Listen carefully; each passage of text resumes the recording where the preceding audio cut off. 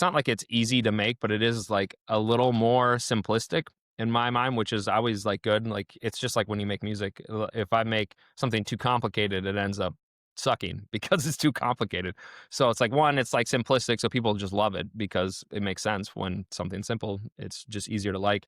And it's really easy for that genre to where you take an old popular like T-Pain song or anything, and you can like throw it under the vocals and it just sounds really good. It's like the stuff that like Weathen's doing and a bunch of other people who like that shit's popping off to where it's like it's the whole set that people are doing are just old. It's almost like old tracks or some like sick ass vocals over that like kind of style with like the sustained bass or like the, I don't know, like just crunchy basses, I guess. I don't know. I don't know Yeah, how to describe them, but I feel it like hits the that's nostalgia. It hits big no, time nostalgia. definitely.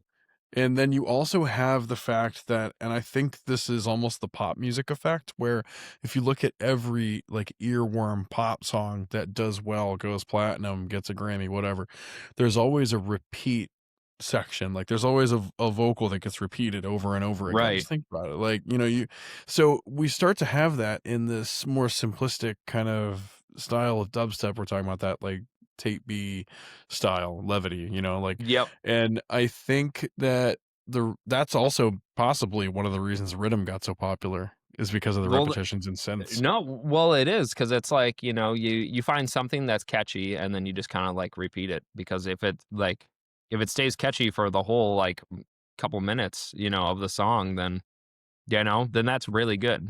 I mean, that's kind of what it is, and that's because then it gets really stuck in your head, and then you just can't like when you're not listening to it, you're thinking about it, and then you want to go back and listen to it, and then so just like I mean, replay value, that's so huge with any song. Like if you have any sort of replay value in a track, that's how they, do well, at least.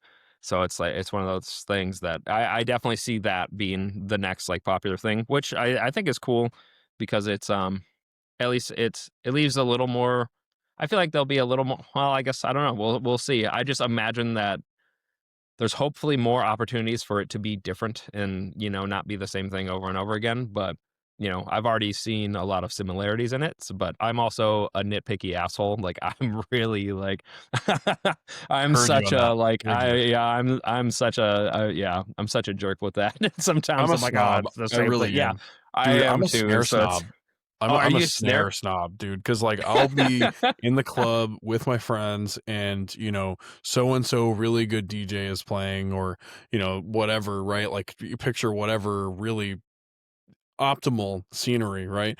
And we'll be like at the bar and like ordering a drink, and like my friends and I'll be vibing, but then they'll look over and they see me just, and then like, my friends are like, "No, dude, stop, stop, don't do that. You know what you're Yes. about to do." And I'm like, the kid in class, that meme where his like veins popping out of his forehead, Yep. like Yep. That's it, that's me. But with like when I hear if the transients aren't coming through enough on a snare, if the fundamentals not in, like if it's a tonal snare and it's like out of key with the song or something, I will pick up on that, and yeah. I'll hate on the song for it.